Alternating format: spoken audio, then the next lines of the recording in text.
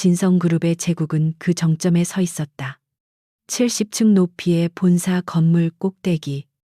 서울의 스카이라인을 발 아래 둔 회장실은 거대한 유리창 너머로 쏟아지는 도시의 빛을 냉정하게 반사하고 있었다. 방의 주인 강태주는 그림자처럼 길게 드리워진 책상에 앉아 있었다. 그의 검은색 맞춤 정장은 권력 그 자체를 재단한 듯 완벽했다. 그는 서류에서 눈을 떼지 않았다. 그의 옆모습은 고대 로마의 조각상처럼 차갑고 정교했다.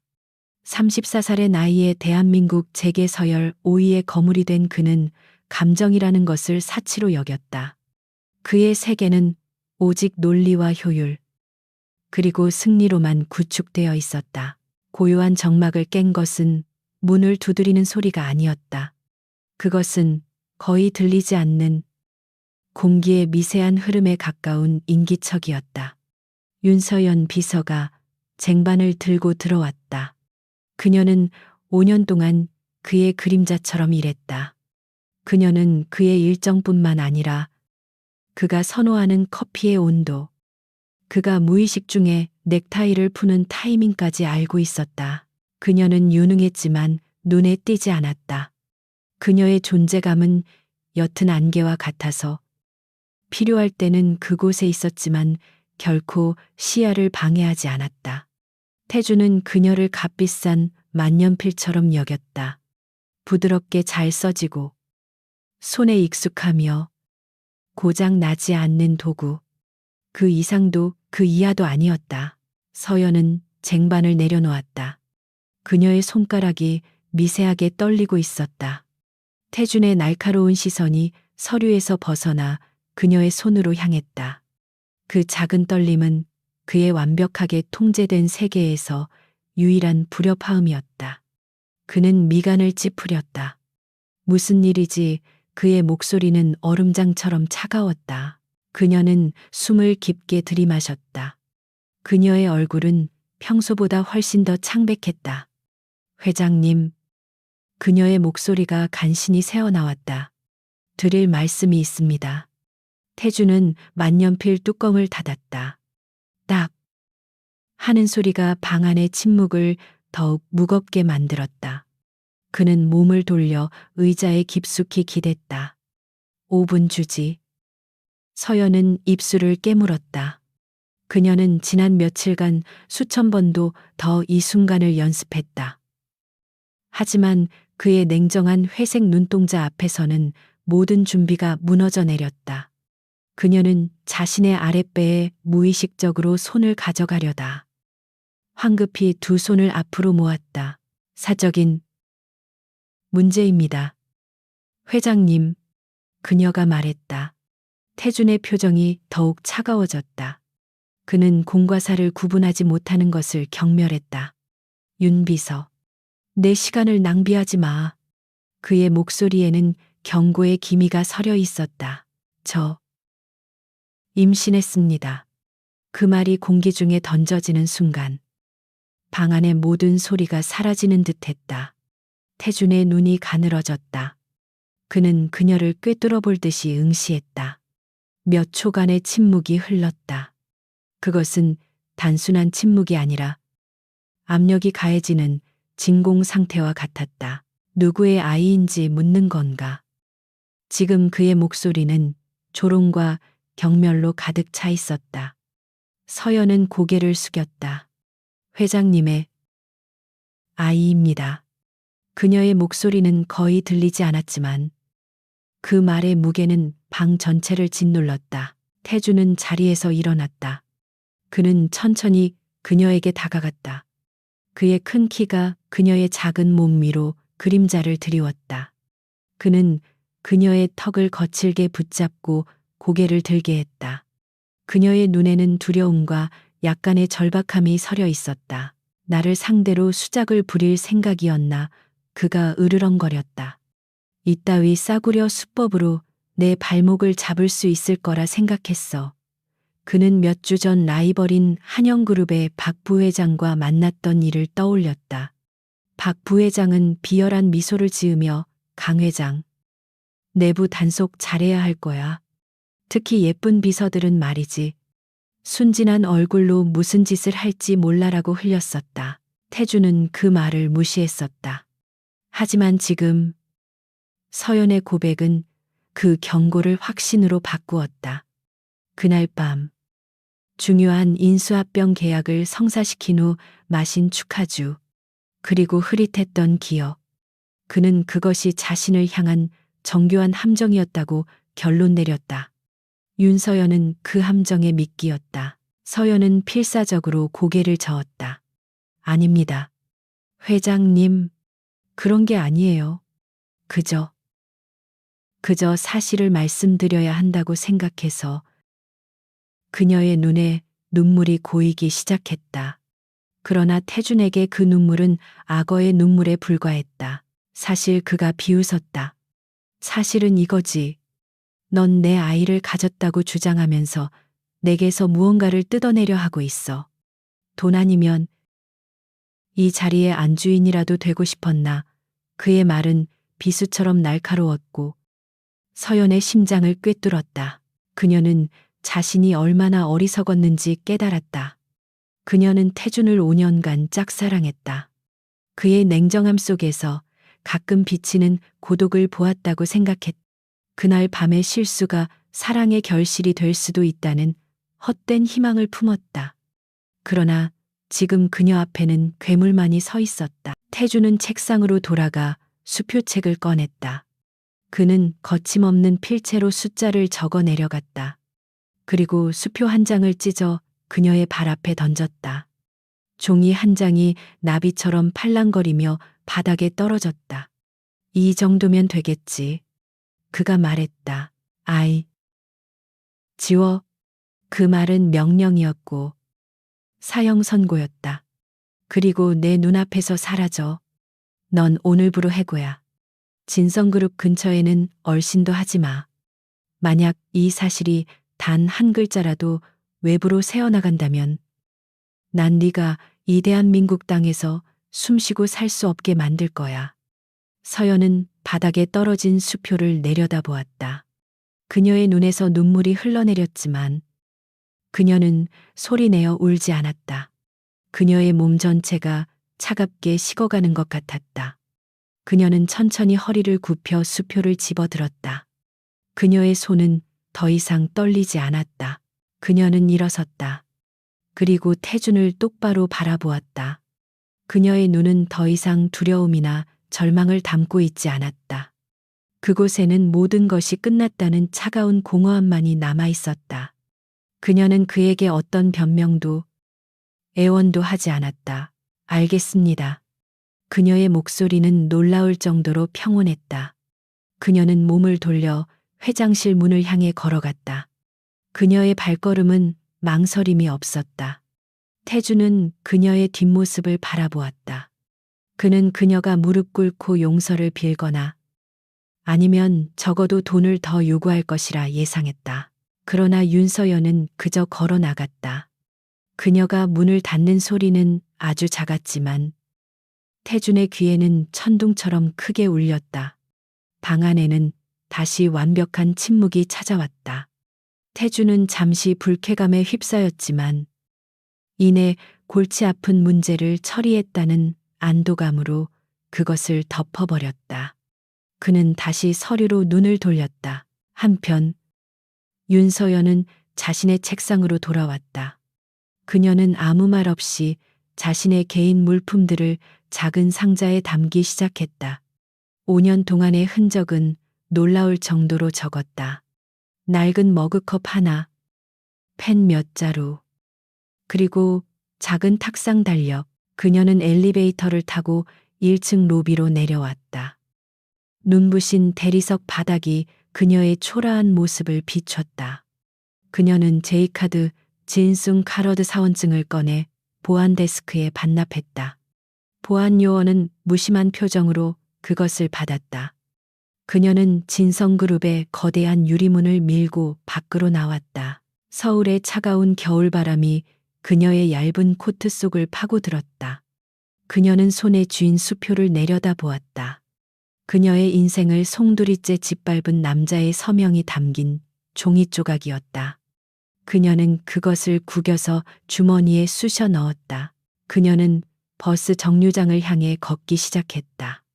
그녀의 뱃속에는 아직 형태도 갖추지 못한 작은 생명이 있었다. 그녀는 자신의 아랫배를 감쌌다. 아가야. 그녀가 속삭였다. 이제 우리 둘뿐이야. 엄마가 지켜줄게. 그녀는 결코 뒤돌아보지 않았다. 그녀가 떠난 후 태준의 사무실은 다시 평소의 리듬을 되찾았다. 새로운 비서가 임명되었고 윤서연이라는 이름은 금세 잊혔다. 그녀는 거대한 제국에서 떨어져 나간 작은 톱니바퀴에 불과했다. 그러나 아무도 몰랐다. 그 작은 톱니바퀴가 언젠가 제국 전체를 뒤흔들 폭풍의 씨앗이 되리라는 것을. 그날 밤 서연은 자신의 작은 원룸으로 돌아왔다. 그녀는 짐을 꾸리기 시작했다. 그녀는 태준이 자신을 얼마나 과소평가했는지 잘 알았다. 그는 그녀가 고분고분히 아이를 지우고 사라질 것이라 생각했다. 하지만 그는 틀렸다. 그는 그녀의 순종적인 가면 뒤에 숨겨진 강인함을 보지 못했다. 그녀는 태준이 준 수표를 꺼냈다.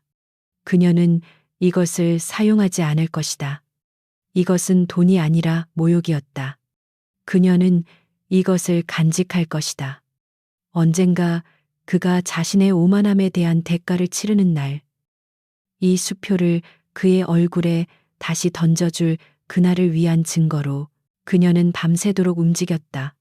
그녀는 자신의 모든 은행 계좌를 해지하고 현금으로 인출했다. 그녀는 컴퓨터 하드드라이브를 포맷하고 휴대폰을 버렸다. 그녀는 자신의 모든 디지털 흔적을 지웠다. 그녀는 5년간 태준의 비서로 일하며 그의 정보 보안 시스템을 관리했었다. 그녀는 누구보다 완벽하게 사라지는 법을 알고 있었다. 새벽이 밝아올 무렵 그녀는 작은 여행 가방 하나만을 들고 원룸을 나섰다. 그녀는 공항으로 향하는 첫 차를 탔다. 그녀는 목적지가 없었다.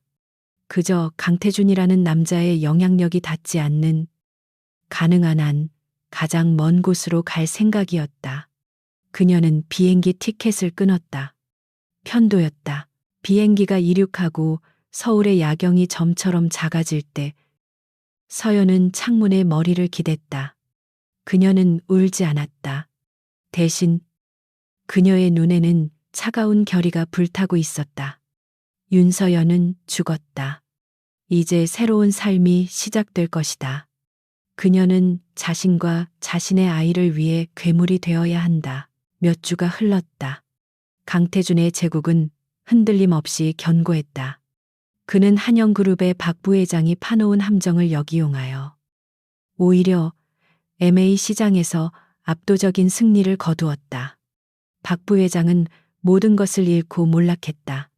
태준은 자신의 승리를 확인하며 차가운 만족감에 젖어 있었다. 윤서연이라는 존재는 그의 일상에서 깨끗이 지워졌다. 새로 온 비서는 유능했지만 태준이 원하는 것을 말하기 전에 미리 알아채는 섬세함은 부족했다. 태준은 그것을 사소하고 성가신 불편함으로 여겼다. 그는 윤서연이 아이를 지우고 돈을 받고 조용히 사라졌을 것이라 확신했다. 그의 완벽한 승리로 모든 것이 제자리를 찾았다고 생각하던 어느 날 오후였다. 그의 신임하는 정보보안팀장인 김 실장이 긴급히 회장실로 들어왔다. 그의 표정은 드물게도 복잡 미묘했다. 그는 태준의 책상 위에 태블릿 PC 하나를 올려놓았다. 회장님, 이번 한영그룹 건을 마무리하며 박 부회장의 개인 서버를 확보했습니다. 김 실장이 낮은 목소리로 보고했다. 그의 몰락을 가속화한 내부 정보 유출 외에 흥미로운 파일을 발견했습니다. 태준은 미간을 찌푸렸다. 핵심만 말해 박 부회장이 회장님을 함정에 빠뜨리기 위해 사용한 수법에 대한 기록입니다. 김 실장은 파일을 재생했다. 화면에는 박 부회장이 제3의 인물과 통화하는 음성 기록의 파형이 나타났다. 박 부회장의 교활한 목소리가 사무실의 냉기를 갈랐다. 강태준 그 자식. 얼음장 같아도 결국 남자야. 내가 그 비서실에 손을 좀 썼지. 그놈이 가장 신이 많은 비서를 이용하는 거야. 마침 그 여자애가 순진하게 강 회장을 좀 따르는 것 같더군. 태준의 손이 만년필을 쥔 채 허공에서 멈췄다.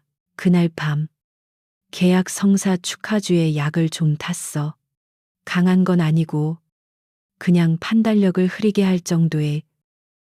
그리고 일부러 윤서연 비서더러 회장님을 부축하게 했지. 뻔한 수작이지만 강태준처럼 오만한 놈은 자신이 당했다고 생각 안 해. 그는 분명 그 여자가 자신을 유혹했다고 믿을 거다. 태준의 호흡이 닿는 것 같았다. 박 부회장의 목소리는 계속되었다. 만약 그 여자애가 운 좋게 임신이라도 한다면 금상첨화지. 강태준은 그 아이를 자신의 약점이라 여길 테고 그 여자를 내 스파이라고 의심하며 내칠 거다. 계약에 집중할 정신 따위는 없겠지. 윤서연 꽤 쓸만한 미끼였어. 음성 파일이 끝났다. 태준의 사무실은 죽음과 같은 침묵에 휩싸였다. 김 실장은 감히 고개를 들지 못했다. 태준의 얼굴은 분노를 넘어 창백하게 변해 있었다. 그는 속았다. 박 부회장에게 속은 것이 아니었다. 그는 자신의 오만함에 속았다. 윤서연은 함정이 아니었다. 그녀는 그저 순진하게도 자신을 믿었던, 그리고 박 부회장의 계략에 휘말린 희생양이었다. 그리고 그녀는 그의 아이를 가졌었다. 그가 지우라고 명령했던 아이.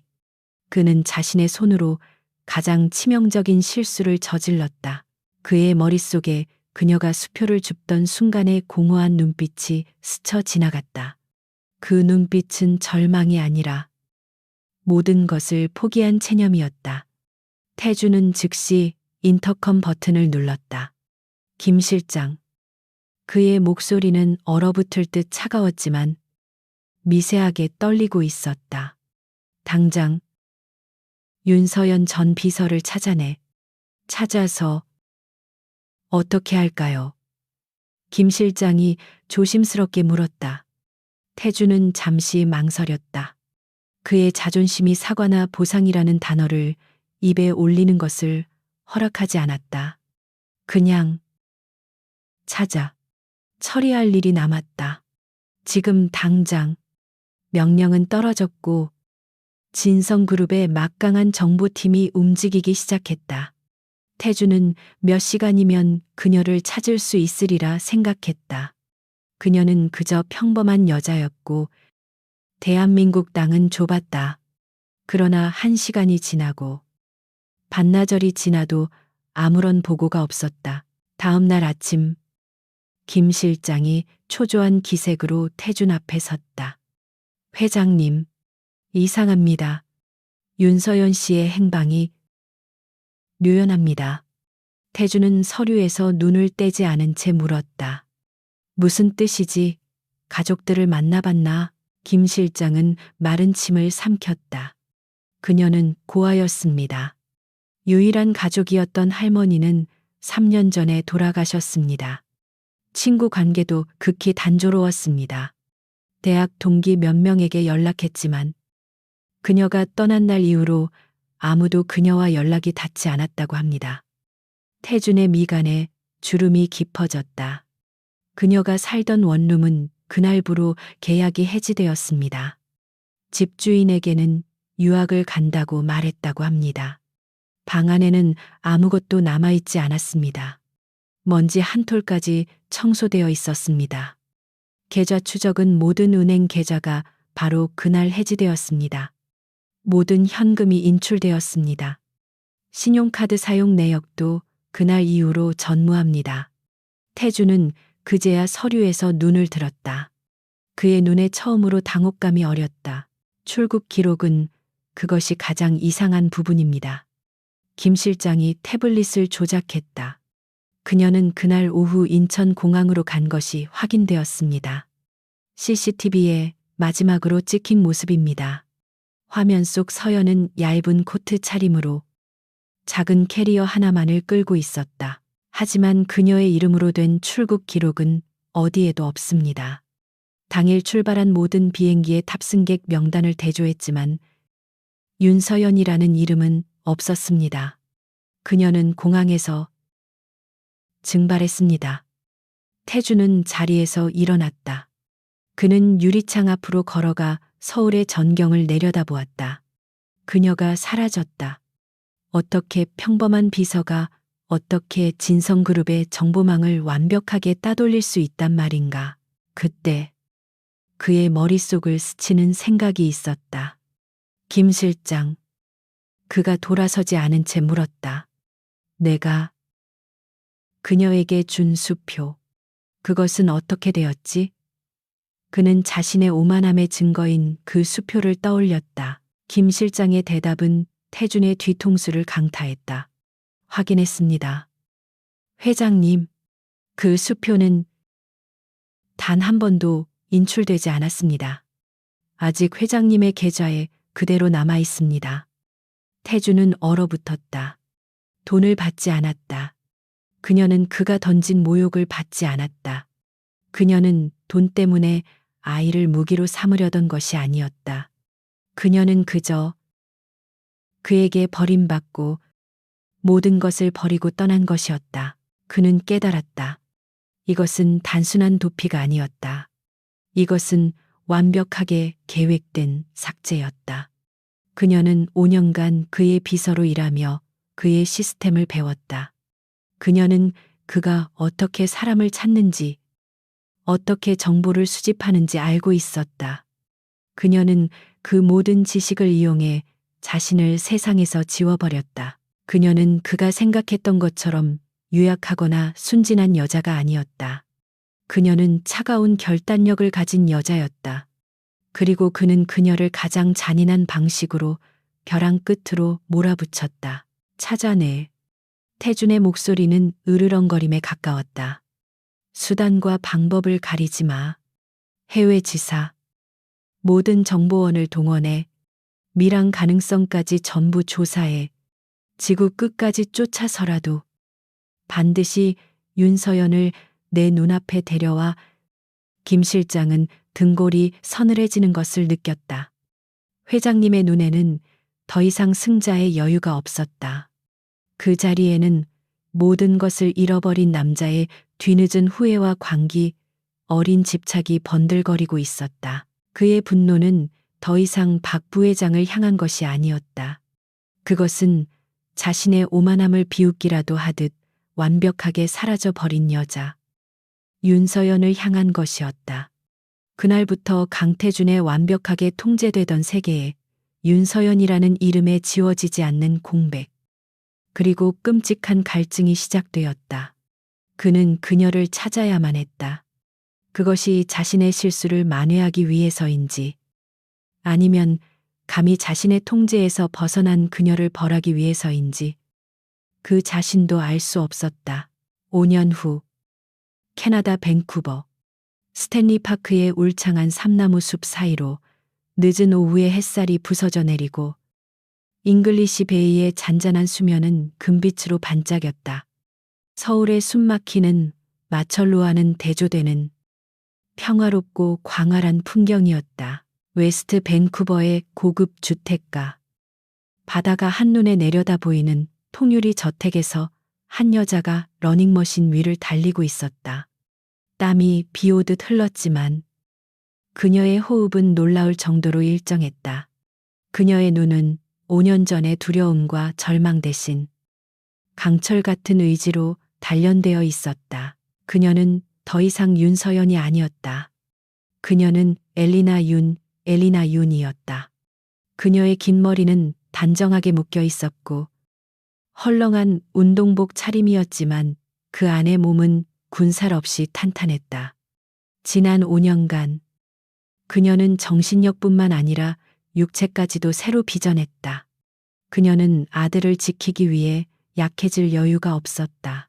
러닝머신의 속도가 서서히 줄어들고 그녀는 숨을 고르며 거대한 통유리창 밖의 풍경을 바라보았다. 그녀의 시선이 향한 곳은 집안의 서재였다. 그곳은 월스트리트의 트레이딩 룸을 축소해 놓은 듯했다. 6대의 모니터가 쉴 새 없이 전 세계의 금융 데이터를 쏟아내고 있었다. 엘리나 윤. 그녀는 국제 금융시장의 그림자 속에 존재하는 전설적인 인물. 이었다. 그녀는 특정 기관에 소속되지 않은 독립투자 분석가였다. 그녀의 분석은 무서울 정도로 정확했고 그녀의 예측을 따르는 비밀 투자자들은 막대한 부를 쌓았다. 그녀는 진성그룹에서 5년간 강태준의 그림자로 일하며 그가 어떻게 제국을 건설했는지, 그가 어떻게 시장을 읽고 자본을 움직이는지를 뼈저리게 학습했다. 그녀는 그가 경멸하며 버린 지식의 조각들을 모아 자신만의 날카로운 무기를 만들었다. 그녀는 태준이 던진 그 모욕적인 수표 없이 바닥에서부터 시작해 자신만의 왕국을 건설했다. 엄마 맑은 목소리가 그녀의 상념을 깨뜨렸다. 5살배기 아이가 책 한 권을 들고 그녀에게 달려왔다. 레올리오. 뛰지 말랬지. 땀 냄새나. 엘리나가 땀을 닦으며 무릎을 굽혀 아이를 안아들었다. 아이의 이름은 레오. 한국 이름은 윤민준. 5년 전 그녀가 목숨처럼 지켜낸 생명이었다. 아이는 그녀의 따뜻한 미소를 닮았지만 그 빛나는 눈동자와 오똑한 콧날, 고집스럽게 다물린 입술은 강태준의 것이었다. 오늘은 공룡책 말고 이거 읽어주세요. 별에 대한 거예요. 레오는 나이답지 않게 똑똑하고 어휘력이 풍부했다. 엘리나는 아들의 교육에 모든 것을 쏟아부었다. 최고의 사립학교, 다양한 언어 교육, 그리고 무엇보다도 보안 교육. 그들의 삶은 풍요로웠지만 철저한 규율과 경계 속에서 이루어졌다. 이 저택은 최첨단 보안 시스템으로 둘러싸여 있었다. 엘리나는 매일 아침 직접 레오를 학교에 데려다 주었고 학교도 그녀가 직접 시켰다. 레오는 낯선 사람과는 절대 대화하지 않도록, 그리고 누구에게도 아빠에 대해 묻지 않도록 교육받았다. 좋아. 엄마 샤워하고 올게. 먼저 가서 주스 마시고 있어. 그녀는 레오를 내려놓고 욕실로 향했다. 그녀의 삶은 오직 레오를 중심으로 돌아갔다. 하지만 그녀의 마음속 깊은 곳에는 아직 꺼지지 않은 차가운 불씨가 남아 있었다. 그것은 복수심이라기보다는 생존 본능에 가까웠다. 그녀는 강태준이 자신을 찾고 있을 것이라 확신했다. 언젠가 그가 자신을 찾았다는 것을 알게 된 날, 그는 자신의 실수를 깨닫고 광분했다. 하지만 그가 자신을 찾았을 때, 그녀는 더 이상 그가 함부로 짓밟을 수 있는 존재가 아니어야 했다. 그녀는 그가 감히 손댈 수 없는 거대한 성벽을 쌓고 있었다. 샤워를 마친 엘리나가 가운을 걸치고 서재로 들어섰다. 모니터 한 구석에 작은 속보가 떴다. 진성그룹, 유럽 바이오 기업 인수 성공. 강태준 회장, 공격적 경영 지속. 그녀는 잠시 그 기사를 응시했다. 화면 속 강태준의 사진은 5년 전보다 더욱 냉혹하고 권위적으로 보였다. 그는 모든 것을 가졌지만 그의 눈은 여전히 공허해 보였다. 엘리나는 아무런 감정의 동요도 느끼지 않았다. 그는 더 이상 그녀의 고통의 근원이 아니었다. 그는 그저 시장의 거대한 변수, 언젠가 그녀가 분석하고 예측해야 할 대상일 뿐이었다. 그녀는 기사창을 닫고 자신의 포트폴리오를 점검했다. 그녀의 자산은 이미 진성그룹의 작은 계열사 하나쯤은 위협할 수 있을 정도로 불어나 있었다. 그녀는 이것으로 무엇을 하려는 것이 아니었다. 이것은 오직 그녀와 레오를 지키기 위한 방패였다. 저녁 식사 시간. 엘리나와 레오는 넓은 식탁에 마주 앉았다.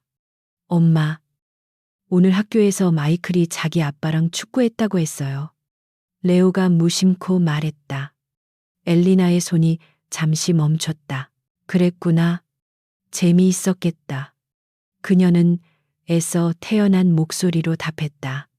레오는 고개를 갸웃거렸다. 내 아빠는 어디 있어요? 그것은 레오가 처음으로 던진 질문이었다. 엘리나의 심장이 차갑게 내려앉았다. 그녀는 이 순간이 언젠가 올 줄 알았다. 그녀는 포크를 내려놓고 레오의 작은 손을 잡았다. 레오, 네 아빠는 아주 멀리 있어. 왜 우릴 보러 안 와요? 그 사람은 엄마와 레오가 여기 있는지 모르거든. 그리고 알 필요도 없어. 그녀의 목소리는 단호했다. 레오는 아직 그 의미를 다 이해하지 못했지만 엄마의 눈빛에서 더 이상 물어보면 안 된다는 것을 직감했다. 알았어요. 그럼 나중에 내가 커서 엄마 지켜줄게요. 레오가 의젓하게 말했다. 엘리나는 아들을 끌어안았다. 그래. 우리 레오가 엄마 지켜줘야지. 그날 밤 레오가 잠든 것을 확인한 엘리나는 다시 서재로 돌아왔다. 그녀는 모니터를 켜고 진성그룹의 주가 차트를 띄웠다. 그녀는 지난 5년간의 진성의 모든 움직임을 분석하고 데이터베이스화하고 있었다. 그녀는 강태준을 연구했다. 그의 공격적인 MA 방식, 그의 자금 흐름, 그의 약점까지도 그녀는 그를 알아야만 했다. 그가 언젠가 자신과 아들을 찾아냈을 때 그가 휘두를 칼을 막아내기 위해서 밴쿠버의 밤은 평화로웠지만 엘리나 유는 잠들지 못했다. 그녀는 5년 전 서울의 차가운 바람 속에서 했던 맹세를 잊지 않았다.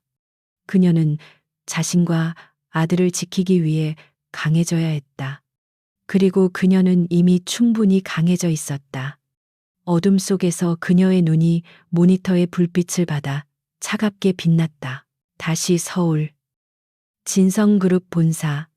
5년의 시간은 강태준의 제국을 더욱 견고하게 만들었지만 그의 집무실은 그만큼 더 차가워졌다. 방 안의 공기는 마치 얼어붙은 듯했고 태준 자신도 살아있는 조각상처럼 변해 있었다. 그는 모든 것을 성취했다.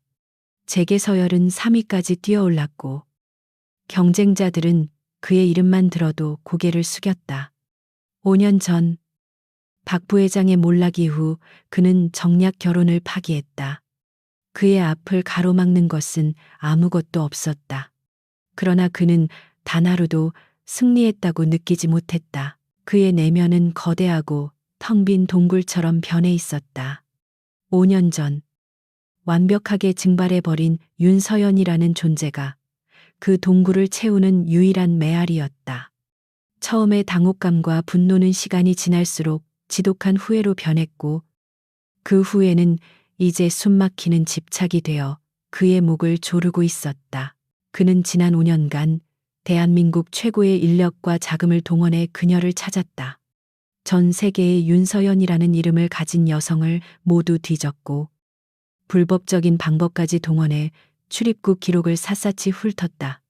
하지만 그녀는 먼지 한 톨 남기지 않았다. 그녀는 유령이었다. 태주는 매일 밤 그녀가 마지막으로 남긴 그 공허한 눈빛을 떠올렸다. 그 눈빛은 그가 이룬 모든 승리를 조롱하는 듯했다. 그는 자신이 버린 것이 단순한 여자가 아니라 자신의 유일한 실수이자 되찾을 수 없는 무언가라는 것을 본능적으로 깨달았다. 그날 오후 긴급한 보고가 올라왔다. 김 실장이 5년 전보다 더욱 굳은 표정으로 회장실에 들어섰다. 그는 진성그룹의 정보 보안을 총괄하며 지난 5년간 유령 찾기라는 불가능한 임무를 수행해온 장본인이었다. 회장님. 김 실장의 목소리는 낮게 가라앉아 있었다. 문제가 생겼습니다. 단순한 정보 유출이 아닙니다. 태주는 산더미 같은 서류에서 눈을 들었다. 무슨 일이지? 지난 3개월간 극비리에 추진해온 유럽 바이오 기업 노바젠 인수건입니다.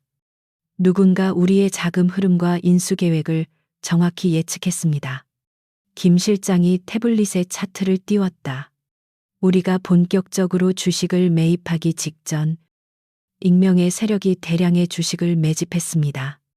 그리고 우리가 인수를 공식화하려던 순간 그들은 주식을 시장에 풀었습니다. 태준의 눈이 가늘어졌다. 결과는 노바젠의 주가는 폭락했고 우리는 막대한 손실을 입고 인수 계획을 전면 중단해야 했습니다. 상대는 최소 수천억 원의 차익을 얻었을 겁니다. 이것은 단순한 우연이 아닙니다. 내부 정보를 완벽하게 파악하고 있었습니다. 태준의 얼굴이 얼음장처럼 굳었다. 내부 소행인가? 아닙니다. 회장님, 그게 더 심각한 문제입니다. 내부 유출 흔적은 전혀 없습니다. 상대는 외부에서 마치 우리의 전략 회의를 실시간으로 듣고 있는 것처럼 움직였습니다. 우리의 모든 방화벽과 보안 시스템을 우회했습니다. 그림자군. 태준이 나직이 중얼거렸다. 그놈들. 이라고 불립니다. 김 실장이 보고를 이어갔다. 지난 2년간 월스트리트와 런던 증권가에서 막대한 수익을 올리고 있는 정체불명의 투자 세력입니다. 실체는 없고 수십 개의 유령 회사를 통해 움직입니다. 저희가 그들의 자금 흐름을 역추적해 봤습니다. 김 실장은 태블릿을 조작했다. 복잡한 네트워크망이 화면에 나타났다. 그들의 디지털 흔적은 거의 완벽하게 지워져 있었습니다. 하지만 저희 팀이 아주 미세한 단서를 하나 발견했습니다. 그는 지도의 한 지점을 확대했다. 캐나다 밴쿠버였다. 모든 자금 세탁의 최종 단계에 사용된 서버 중 하나가 밴쿠버에 위치해 있었습니다. 그것은 의도적으로 남겨둔 함정일 수도 있습니다만 저희는 그 서버를 통해 이의 배우에 대한 조사를 시작했습니다. 태주는 밴쿠버라는 지명에 아무런 반응도 보이지 않았다. 그래서 뭘 찾았지? 그 지역에서 활동하는 매우 유능하지만 베일에 쌓인 투자 분석가를 발견했습니다. 그녀는 공식적으로 이와 아무런 관련이 없습니다. 하지만 이가 움직이기 시작한 시점과 그녀가 밴쿠버 금융계에 등장한 시점이 거의 일치합니다. 이름은 엘리나 윤이라는 성은 흔했다. 하지만 그 이름이 태준의 귀에 박히는 순간 그의 심장이 불규칙하게 뛰기 시작했다. 5년 만에 처음 느끼는 감각이었다. 그 여자에 대한 모든 정보를 가져와. 태준의 목소리는 칼날처럼 날카로웠다. 지금 당장. 김 실장은 이미 준비했다는 듯 다음 화면을 넘겼다. 엘리나 윤. 30대 초반의 아시아계 여성.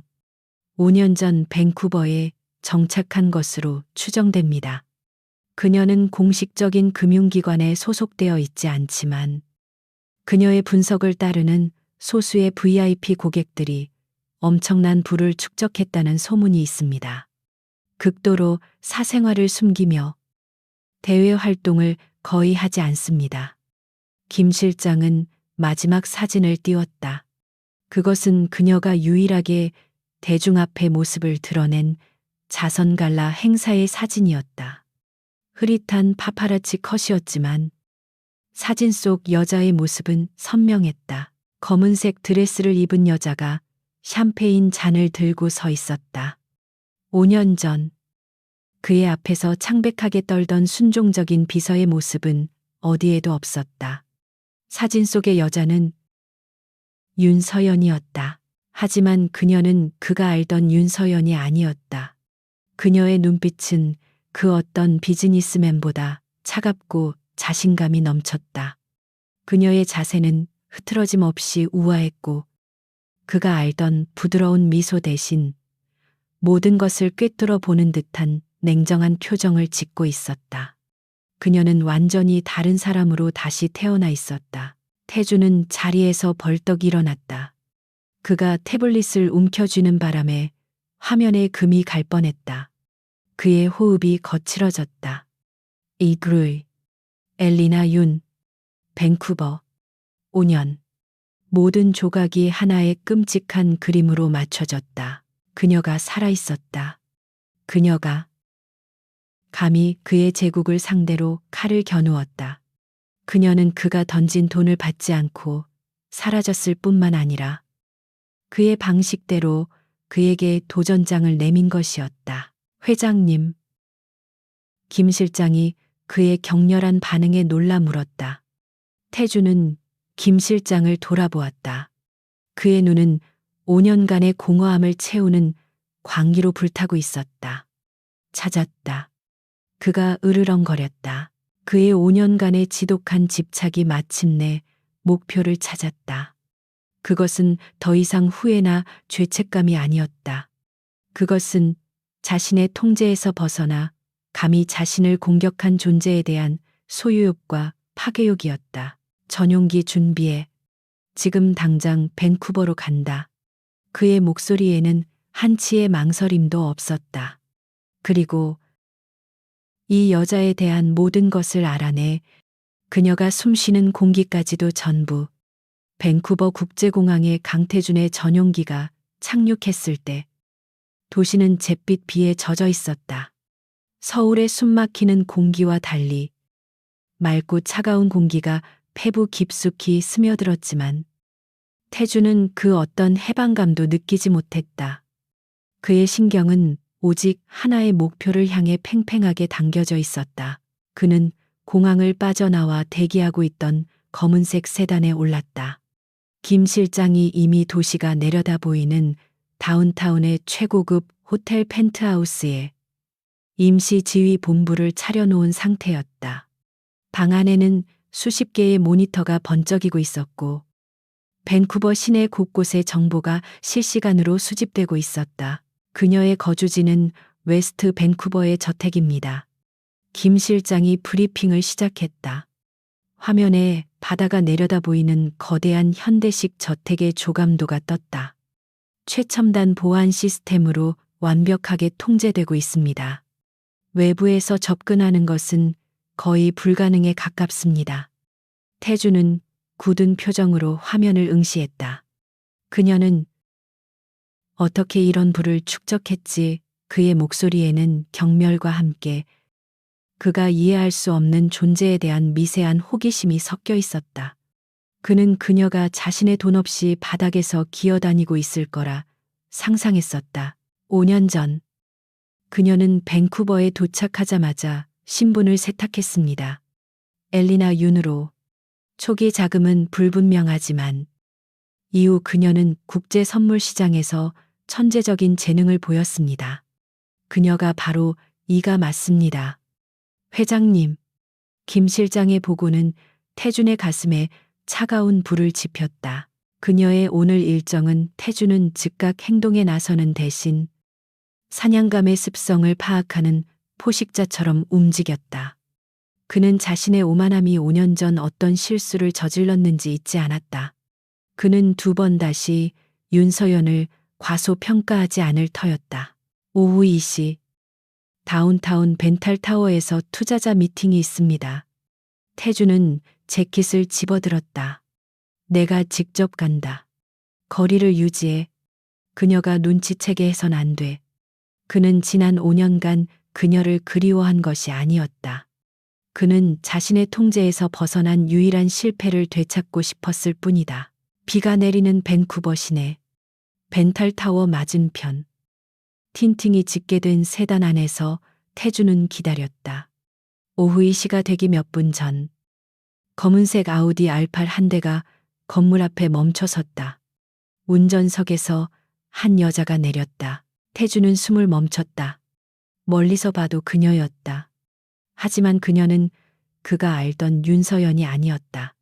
그녀는 날카로운 라인의 검은색 팬츠 슈트를 입고 있었고 머리는 깔끔하게 묶어 올렸다. 그녀의 얼굴을 가린 선글라스 너머로 보이는 턱선은 얼음처럼 차갑고 단호했다. 그녀는 더 이상 상사의 눈치를 살피던 유순한 비서가 아니었다. 그녀의 걸음걸이는 자신감과 권위로 가득 차 있었다. 그녀는 마치 여왕처럼 로비를 가로질러 사라졌다. 태주는 자신의 심장이 분노로 격렬하게 뛰는 것을 느꼈다. 감히 그가 버린 여자가 그의 눈앞에서 저렇게 당당하게 변해 있었다. 미팅 내용을 확보해. 그가 차갑게 명령했다. 잠시 후 김 실장의 팀이 해킹한 음성 파일이 그의 이어폰으로 흘러 들어왔다. 리스크는 7%를 넘지 않습니다. 자금은 3단계로 분산 투입하고 48시간 이내에 회수합니다. 제 분석을 의심한다면 지금 이 자리에서 나가셔도 좋습니다. 그 목소리, 부드러웠지만 강철심이 박힌 듯한 그 목소리는 분명 윤서연의 것이었다. 하지만 그 내용은 그 어떤 베테랑 펀드 매니저보다 냉혹하고 정확했다. 함께 있던 투자자들은 그녀의 말에 압도되어 이의를 제기하지 못했다. 태주는 주먹을 불끈 쥐었다. 이것은 배신이었다. 그녀는 5년간 그의 밑에서 배운 모든 것을 이용해 그와 같은 괴물이 되어 있었다. 아니, 그를 겨누는 무기가 되어 있었다. 그는 설명할 수 없는 소유욕과 파괴 충동에 휩싸였다. 미팅은 1시간 만에 끝났다. 엘리나 윤이 다시 건물 밖으로 나왔다. 그녀는 차에 오르기 전 잠시 멈춰서서 무언가를 확인했다. 그것은 그녀의 손목에 찬 작은 시계였다. 그리고 그녀는 차를 몰고 다운타운을 빠져나갔다. 뒤를 밟아. 하지만 거리를 유지해. 태준의 차가 조용히 그녀의 뒤를 따랐다. 그녀의 차는 웨스트 밴쿠버의 부촌이 아닌 조용한 주택가의 한 사립학교로 향했다. 태준은 미간을 찌푸렸다. 학교 무슨 속셈이지? 오후 3시 30분. 학교 종이 울리고 아이들이 쏟아져 나왔다. 엘리나는 차에서 내려 학교 정문 앞에 섰다. 그녀의 차가운 표정은 온데간데 없고 그 자리에는 부드러운 미소가 걸려 있었다. 그녀의 눈빛은 오직 한 곳. 학교 문을 향해 고정되어 있었다. 그때였다. 엄마 작은 아이 하나가 가방을 맨 채 달려나와 그녀의 품에 안겼다. 레오, 오늘 어땠어? 우리 아들 엘리나가 아이를 번쩍 안아들고 뺨에 입을 맞추었다. 태주는 그 광경을 보고 얼어붙었다. 그는 망원경을 꺼내 들었다. 아이의 얼굴이 시야에 가득 찼다. 5살쯤 되어 보이는 사내 아이. 아이는 엘리나를 닮아 하얀 피부를 가졌지만 그 눈, 오만하게 치켜 올라간 눈매와 굽게 담은 입술. 그것은 강태준. 자신의 어린 시절 사진과 소름 끼치도록 똑같았다. 쿵. 그의 심장이 바닥으로 떨어지는 듯했다. 5년. 그녀가 떠난 지 5년이 지났다. 그리고 저 아이는 명백히 5살이었다. 그의 아이. 그가 지우라고 명령했던 그의 핏줄, 그의 머릿속 모든 것이 하얗게 변했다.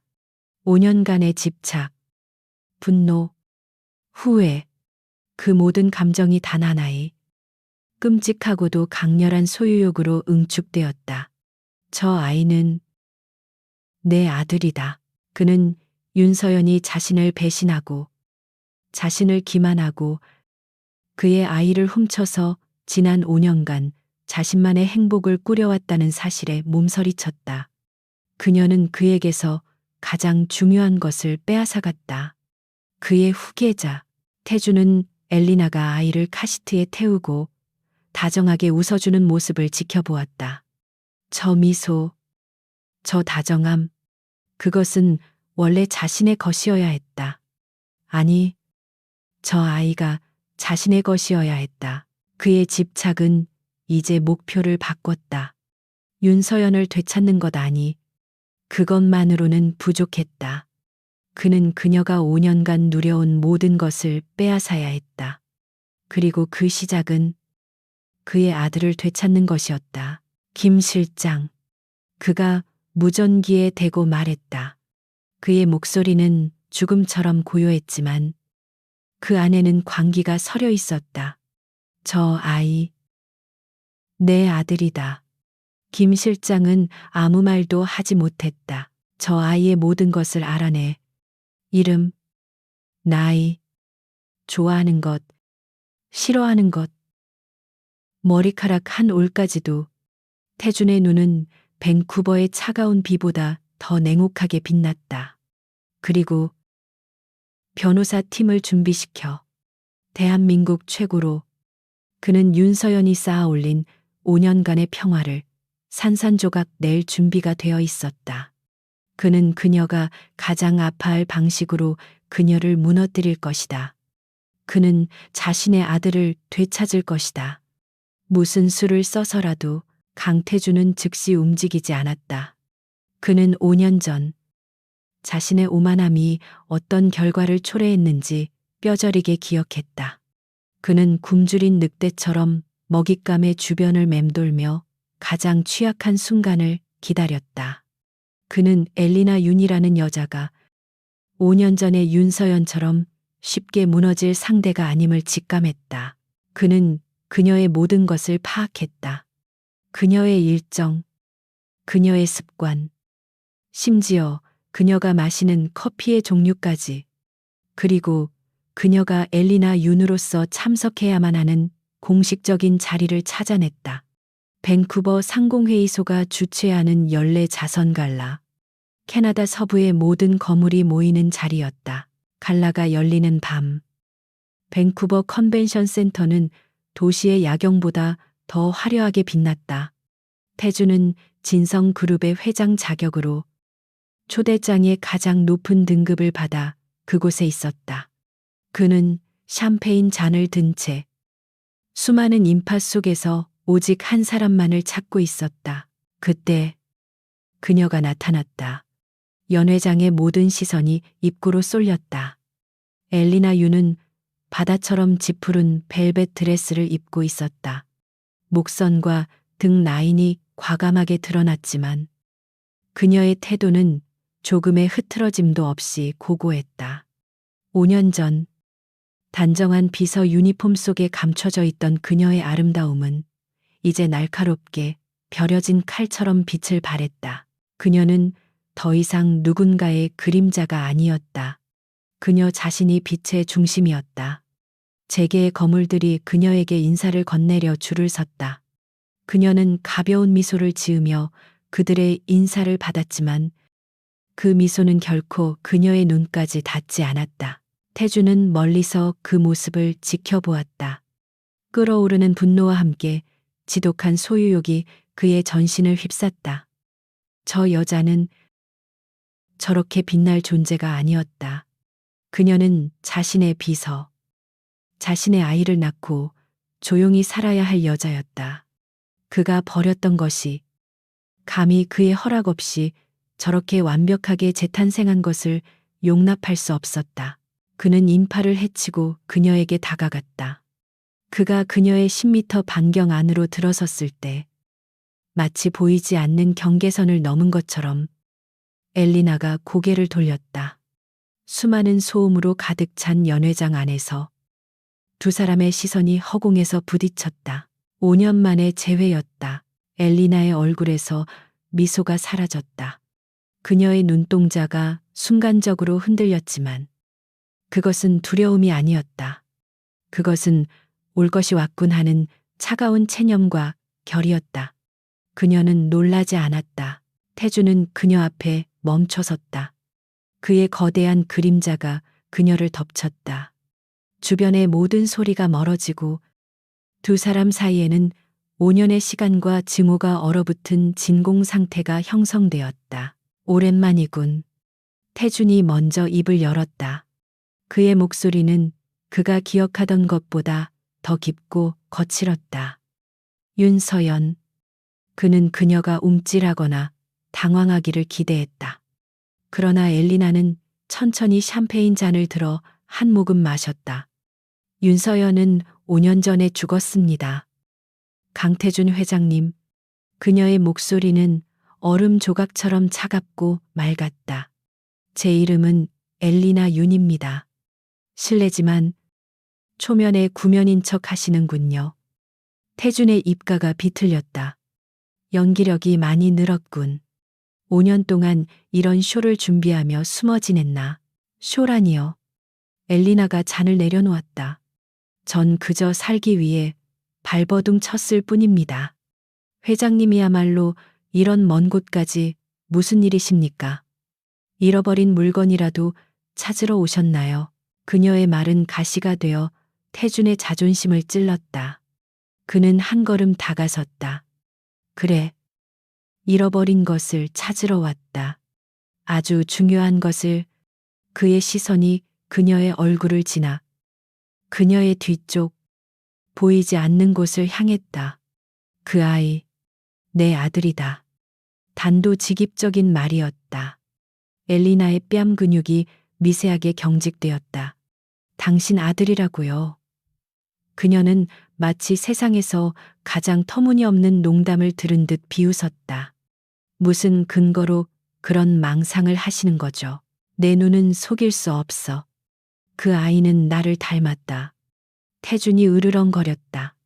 내 핏줄을 훔쳐서 5년 동안이나 나를 속였어. 훔쳐. 엘리나의 목소리에 처음으로 날카로운 분노가 서렸다. 당신은 5년 전 그 핏줄을 지우라고 명령했습니다. 당신은 수표 한 장으로 당신의 핏줄을 버렸습니다. 그건 오해였어. 박 부회장의 함정이었다. 태준이 변명하려 했지만 엘리나는 그의 말을 가로막았다. 함정이요. 그래서 그 함정인 줄도 모르고 5년간 당신을 모신 저를, 그리고 당신의 아이를 임신한 저를 그렇게 잔인하게 내친 겁니까? 그게 당신의 변명입니까? 그녀는 한 걸음 앞으로 다가섰다. 태주는 자신도 모르게 뒷걸음질 칠 뻔했다. 그녀의 기세는 5년 전의 그녀가 아니었다. 이틀 동안이었습니다. 그녀가 나직이 속삭였다. 태준의 눈이 커졌다. 뭐라고? 당신이 밴쿠버에 도착한 순간부터 당신의 부하들이 내 저택 주변을 어슬렁거리고 내 아들의 학교 앞에서 잠복하던 그 순간부터 난 당신이 온 걸 알고 있었어요. 엘리나가 차갑게 웃었다. 당신의 방식은 5년 전이나 지금이나 똑같군요. 오만하고 촌스럽고 예측하기 쉬워요. 태주는 뒤통수를 한 대 맞은 듯한 충격을 받았다. 그가 그녀를 사냥하고 있다고 생각했지만 사실은 그녀의 손바닥 위에서 놀아나고 있었다. 그녀는 그가 나타날 것을 완벽하게 예측하고 기다리고 있었다. 날 시험한 건가? 아니요. 경고한 거죠. 엘리나가 그의 눈을 똑바로 응시했다. 당신이 여기까지 온 목적이 뭔지 압니다. 내 아들, 레오, 그 아이를 원하겠죠. 당신의 제국을 물려줄 후계자가 필요할 테니까. 그 아이는 내 아들이다. 태준이 목소리를 높였다. 연회장의 몇몇 사람들이 그들을 쳐다보았다. 그러니 당장 짐 싸. 너와 그 아이. 서울로 돌아간다. 이건 내 마지막 배려다. 그는 여전히 그녀에게 명령하고 있었다. 엘리나는 고개를 저었다. 강태준 씨, 당신은 5년 동안 변한 게 없군요. 여전히 당신이 세상의 중심이고 모든 것을 돈과 권력으로 살 수 있다고 믿고 있어요. 그녀는 그의 넥타이를 향해 손을 뻗는 듯 하다가 그의 재킷 깃에 붙은 보이지 않는 먼지를 떼어내는 신호를 했다. 하지만 난 변했어요. 난 더 이상 당신이 함부로 버릴 수 있는 그 비서가 아니에요. 그녀는 그에게서 몸을 돌렸다. 돌아가세요. 레오는 당신 아들이 아닙니다. 내 아들입니다. 당신이 그 아이의 존재를 지우라고 명령했던 그 순간, 당신은 아버지로서의 모든 권리를 상실했습니다. 윤서연, 태준이 격분하여 그녀의 팔목을 거칠게 붙잡았다. 그 순간 엘리나가 날카롭게 돌아섰다. 그녀의 눈빛은 살기마저 띄고 있었다. 내 이름 부르지 마. 그녀는 태준의 손을 뿌리쳤다. 그리고 다시 한번 내 몸에 손대면 여기가 연회장이라는 것도 잊어버릴 테니까. 그녀는 태준을 노려보았다. 난 당신에게서 아무것도 원하지 않아요. 돈도, 사과도, 내가 원하는 건 단 하나. 당신이 내 아들의 인생에서 영원히 사라지는 겁니다. 만약 레오에게 1미터라도 접근한다면. 그녀는 말을 잇지 않았지만 그 침묵은 그 어떤 협박보다도 무거웠다. 그녀는 태준을 지나쳐 연회장을 당당하게 걸어 나갔다. 사람들은 무슨 일이 있었는지 몰랐지만 밴쿠버 금융계의 여왕 엘리나 윤이 진성그룹의 거물 강태준을 압도했다는 것만은 분명히 알 수 있었다. 태준은 차가운 분노로 온몸을 떨며 그녀의 뒷모습을 노려보았다. 5년 만의 재회는 그의 완전한 패배였다. 그녀는 그가 알던 여자가 아니었다. 그녀는 그가 통제할 수 없는, 그를 두려워하지 않는 존재가 되어 있었다. 그리고 그 사실이 그의 뒤틀린 소유욕을 더욱 자극했다. 내 것을 감히 거부해. 그는 주먹을 쥐었다. 좋아. 윤서연. 네가 그렇게 나온다면 나도 내 방식대로 하지. 네가 스스로 쌓아올린 그 모든 것을 무너뜨리고 네가 가장 아끼는 것을 빼앗아서라도 넌 결국 내 앞에 무릎 꿇게 될 거야. 첫 번째 대면은 끝났다. 이제 진짜 전쟁이 시작될 차례였다. 갈라에서의 굴욕적인 패배는 강태준의 자존심을 산산조각냈다. 그는 호텔 펜트하우스로 돌아와 도시의 야경을 등진 채 서 있었다. 유리에 비친 그의 얼굴은 분노로 일그러져 있었다. 감히 그가 버린 여자가 그의 면전에서 그를 조롱했다. 5년 동안 아이를 숨긴 것도 모자라 이제는 그를 완벽하게 무시했다. 그는 깨달았다. 엘리나 윤은 더 이상 감정에 호소하거나 과거의 잘못을 사과해서 돌아올 여자가 아니었다. 그녀는 힘의 논리만을 이해하는 그와 똑같은 괴물이 되어 있었다. 그렇다면 그는 그녀가 가장 잘 이해하는 언어로 말해줄 생각이었다. 김 실장. 그가 낮게 으르렁거렸다. 플랜 B를 실행해. 회장님.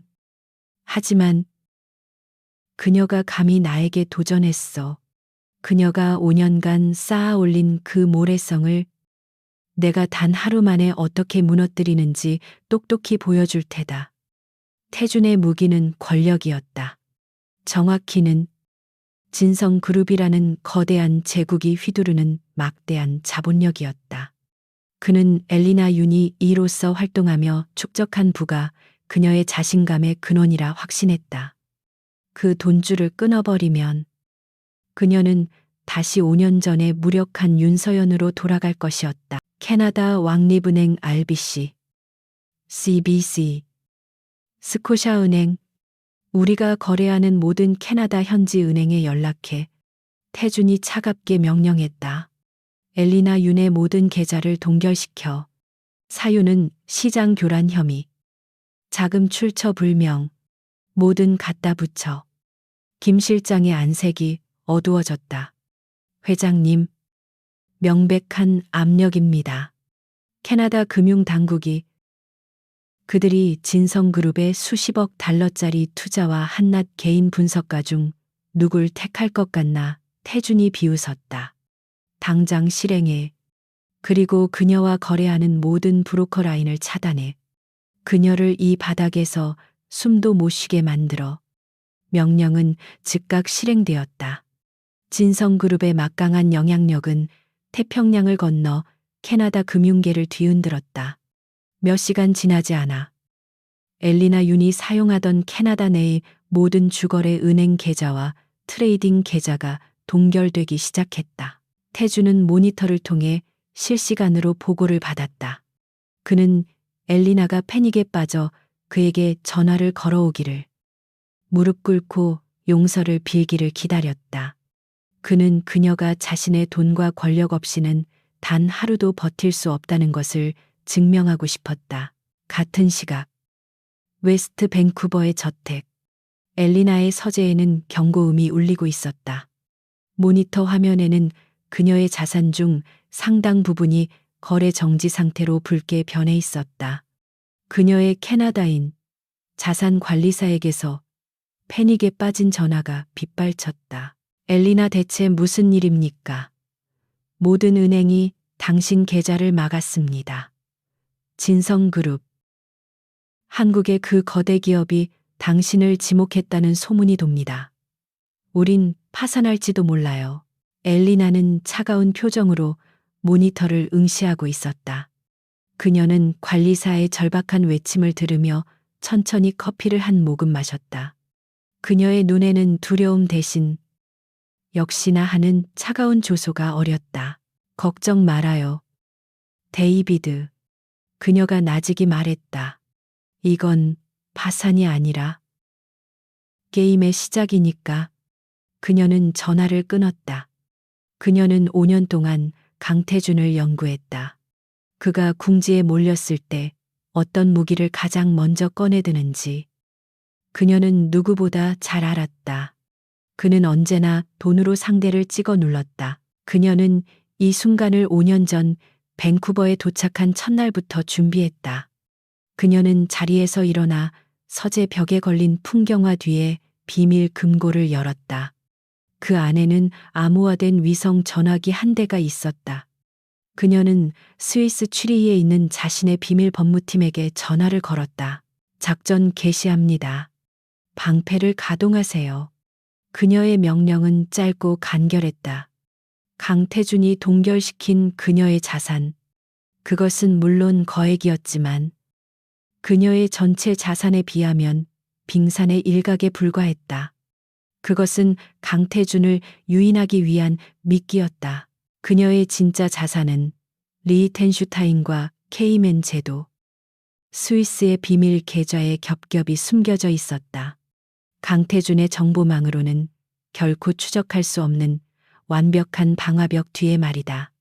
그녀는 5년간 그에게서 배운 방식으로 그를 뛰어넘는 부를 축적하고 숨겨왔다. 바로 그때 강태준의 펜트하우스에 비상이 걸렸다. 그가 동결시켰던 엘리나의 계좌가 불과 몇 시간 만에 정상으로 돌아온 것이었다. RBC의 은행장이 사색이 되어 태준에게 직접 전화를 걸어왔다. 회장님, 죄송합니다만 엘리나 윤 씨의 계좌 동결을 해제할 수밖에 없습니다. 방금 스위스 취리히의 로슈만 바우어 로펌에서 연락이 왔습니다. 저희 은행을 상대로 불법적 업무 방해 및 기업 간 담합 혐의로 수조 원대의 손해배상 소송을 제기했습니다. 뭐라고? 태준의 얼굴이 굳었다. 로슈만 바우어는 전 세계의 VVIP들만을 상대하는 그림자 속의 거대 로펌이었다. 은행장의 목소리는 거의 울먹이고 있었다. 그들은 엘리나 윤이 캐나다에 보유한 자산은 그녀의 전체 자산 중 용돈에 불과하다고 했습니다. 그녀는 이미 소송을 위한 모든 자금을 확보했습니다. 그리고 회장님이 저희에게 압력을 가한 통화 기록까지 증거로 확보했다고 합니다. 쿵. 태주는 자신의 심장이 내려앉는 소리를 들었다. 그녀가 알고 있었다. 그가 은행에 압력을 넣을 것을 예측하고 그 증거까지 확보해 두었던 것이다. 그녀는 그보다 몇 수 앞을 내다보고 있었다. 동시에 김 실장이 창백한 얼굴로 태블릿을 들고 뛰어들어왔다. 회장님, 큰일 났습니다. 방금 저희 쪽 법무팀에도 소장이 접수되었습니다. 엘리나 윤 측이 진성그룹을 상대로 기업 활동 방해 및 협박, 사생활 침해 혐의로 캐나다 연방법원에 공식 소송을 제기했습니다. 그의 첫 번째 공격은 처참하게 실패했다. 그는 그녀를 무너뜨리려 했지만 오히려 자신의 손발만 묶인 꼴이 되었다. 그녀는 그가 던진 그물을 찢어버리고 그 위에서 그를 비웃고 있었다. 태주는 주먹으로 책상을 내리쳤다. 윤서연. 그는 자신의 가장 강력한 무기인 돈이 그녀에게 통하지 않는다는 사실을 깨달았다. 그녀는 더 이상 돈으로 통제할 수 있는 존재가 아니었다. 그녀는 그와 동등한, 아니 어쩌면 그를 능가하는 부와 전략을 갖춘 상대였다. 그의 오만했던 자신감에 처음으로 균열이 가기 시작했다. 돈으로 안 된다면 그가 그녀를 무너뜨릴 수 있는 유일한 방법은 그녀가 돈으로도 지킬 수 없는 것, 그녀의 가장 치명적인 약점을 공격하는 것뿐이었다. 그는 창밖의 빗줄기를 노려보며 변호사에게 전화를 걸었다. 양육권 소송 준비해. 그의 목소리는 증오로 가득 차 있었다. 그녀가 미혼모라는 것, 불안정한 자금 출처를 가졌다는 것, 아이를 납치해서 5년간 숨겨왔다는 모든 것을 이용해 내 아들을 되찾아올 거야. 무슨 수를 써서라도. 강태준의 경제적 공세가 완벽하게 무력화되자 전장은 즉시 법정으로 옮겨갔다. 그의 분노는 이제 걷잡을 수 없는 광기가 되어 엘리나 윤의 가장 연약한 고리, 그녀의 아들 레오를 정조준했다. 그는 돈으로 그녀를 굴복시킬 수 없다면 세상의 법과 편견을 이용해 그녀를 찢어밟길 생각이었다. 며칠 후 웨스트 밴쿠버의 저택으로 육중한 서류 봉투가 배달되었다. 캐나다 최고 로펌의 직인이 찍힌 공식 소장이었다. 엘리나는 레오가 학교에 간 사이 조용한 서재에서 그 서류를 펼쳐들었다. 그것은 단순한 양육권 소송 서류가 아니었다. 그것은 강태준이 휘두를 수 있는 모든 권력과 편견을 동원한 인격살인 예고장이었다. 서류의 내용은 잔인할 정도로 노골적이었다. 첫째, 친부의 동의 없는 아동 탈취 및 은닉. 강태준 측은 엘리나 윤윤서연이 의도적으로 임신 사실을 이용해 협박하려다 실패하자 앙심을 품고 아이를 납치하여 5년간 아버지의 존재를 철저히 숨겼다고 주장했다. 둘째, 미혼모로서의 도덕적 결함 및 불안정한 양육 환경. 소장은 그녀가 불륜 관계, 그들이 그렇게 명명했다로 아이를 가졌으며 이라는 익명으로 활동하며 시장 교란에 가까운 고위험 투기를 일삼는 등 아이의 정서 발달에 치명적으로 해로운 환경을 제공하고 있다고 매도했다. 셋째, 친부의 우월한 양육 조건. 반면 강태준은 대한민국 3대 재벌인 진성그룹의 총수로서 아이에게 완벽한 가정 환경, 최고의 교육, 그리고 진성이라는 확고한 사회적 유산을 물려줄 수 있음을 강조했다. 그는 레오를 불법적인 사생아가 아닌 자신의 정식 후계자로 인정하겠다고 선언했다. 엘리나는 서류를 읽어 내려가는 내내 미동도 하지 않았다. 하지만 그녀의 손끝은 종이가 베일듯 차가워져 있었다. 그녀가 5년간 두려워했던 최악의 시나리오. 강태준은 정확히 그녀의 심장을 노리고 있었다. 그는 법정 싸움을 통해 레오를 빼앗고 그녀를 사회적으로 매장하려 했다. 그녀의 눈에 차가운 분노가 이글거렸다. 5년 전 그가 그녀에게 수표를 던지며 지우라고 명령했을 때의 모욕감과는 차원이 다른 분노였다. 그는 감히 그녀의 전부인 레오를 건드렸다. 그가 선을 넘었다. 그녀는 즉시 취리의 로펌 로슈만 바우어에 전화를 걸었다. 상황이 바뀌었습니다. 미스터 바우어. 상대가 제 아들을 인질로 잡았습니다. 변호사의 침착한 목소리가 스피커 너머로 들려왔다. 이미 예상했던 수순입니다. 마담 윤. 저희 팀이 캐나다 현지에서 대응할 준비를 마쳤습니다. 아니요. 엘리나가 그의 말을 끊었다. 방어는 필요 없습니다. 이건 전쟁입니다. 그가 전쟁을 선포했으니 이 전쟁을 끝낼 무기를 사용할 때가 됐습니다. 그녀는 더 이상 이 지긋지긋한 싸움을 끌고 갈 생각이 없었다. 그녀는 강태준의 숨통을 단번에 끊어버려야 했다. 그날 오후 강태준은 자신의 승리를 확신했다. 그는 엘리나가 소장을 받고 공포에 떨며 연락해 오기를 기다렸다. 돈이 안 통한다면 모성애를 볼모로 잡으면 될 일이었다. 그는 그녀가 법정에서 더러운 미혼모로 낙인 찍히는 것을 견딜 수 없으리라 확신했다. 그의 예상대로 엘리나에게서 전화가 걸려왔다. 만나죠. 그녀의 목소리는 뜻밖에도 침착했다. 당신 호텔로 가겠습니다. 레오는 건드리지 마세요. 태주는 승리의 미소를 지었다. 드디어 그녀가 꼬리를 내린 것이었다. 1시간 후 펜트하우스의 문이 열리고 엘리나가 들어섰다. 그녀는 갈라에서의 화려한 드레스 대신 5년 전 비서 시절을 연상시키는 단정한 검은색 정장 차림이었다. 하지만 분위기는 완전히 달랐다. 그녀는 패배자가 아니라 마지막 단판을 지으러 온 사신 스셴처럼 보였다. 앉지. 태준이 거만하게 소파를 가리켰다. 현명한 선택이야. 소송은 취하해 주지. 대신 조건을 들어. 엘리나는 앉지 않았다.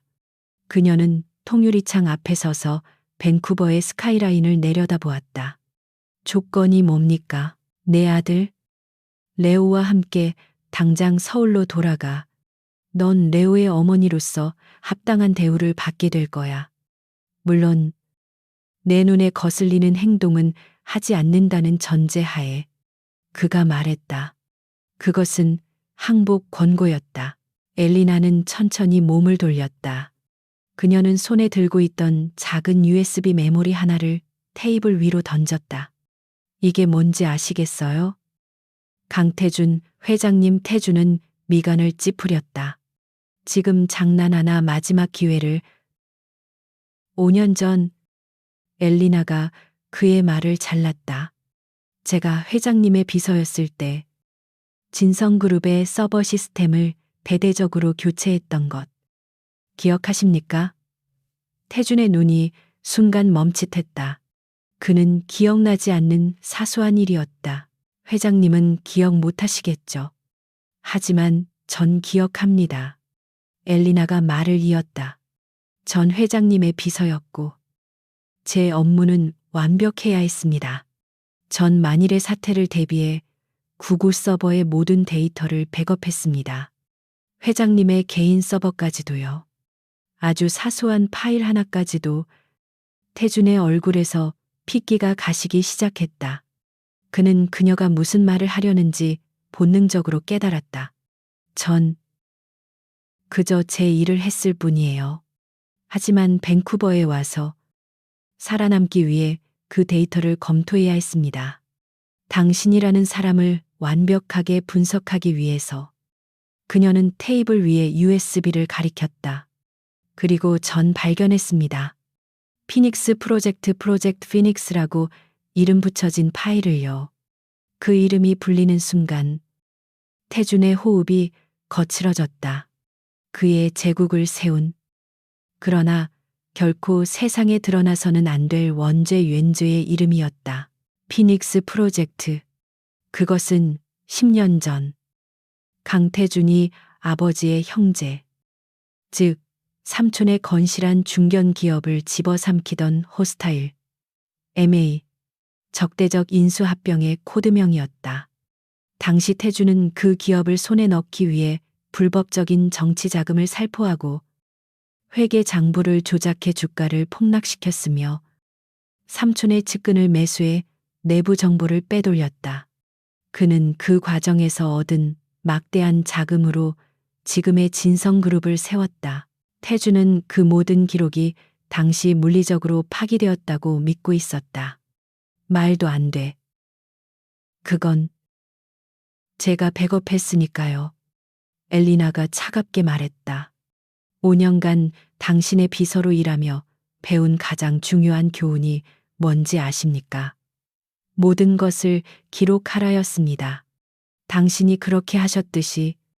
엘리나는 그에게 한 걸음 다가섰다. 그녀의 눈은 5년 전 그가 경멸했던 그 순종적인 눈이 아니었다. 그곳에는 그의 제국을 불태울 수 있는 차가운 화염이 타오르고 있었다. 전 이걸 사용할 생각이 없었습니다.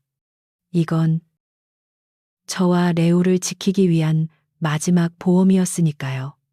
그녀의 목소리가 얼음장처럼 변했다.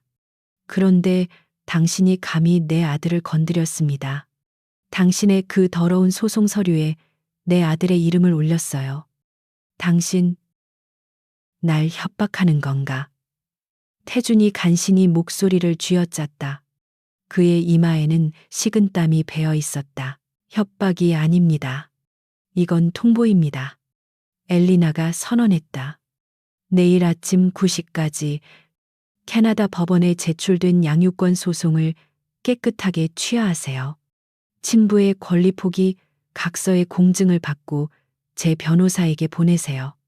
만약 내가 거부한다면 엘리나는 조소했다. 이 USB 안의 파일 원본은 즉시 스위스의 제 변호사에게 전송됩니다. 그리고 그 즉시 대한민국 국세청, 금융감독원, 그리고 서울중앙지검 특수부의 진성그룹 강태준 회장의 불법 비자금 조성 및 횡령, 배임 혐의로 고발장이 접수될 겁니다. 그녀는 태준의 눈을 똑바로 응시했다. 당신은 양육권을 얻는 게 아니라 당신의 제국 전체를 잃게 될 겁니다.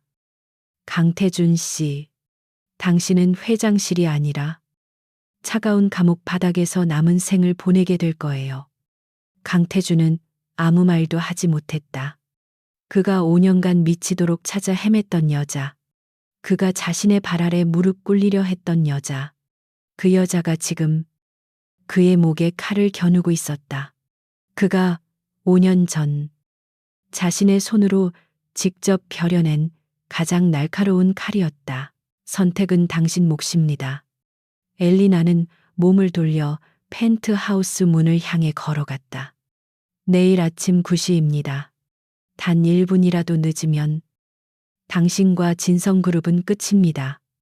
문이 닫히고 태주는 거대한 펜트하우스에 홀로 남겨졌다. 그는 테이블 위에 놓인 작은 USB 메모리를 망연자실하게 바라보았다.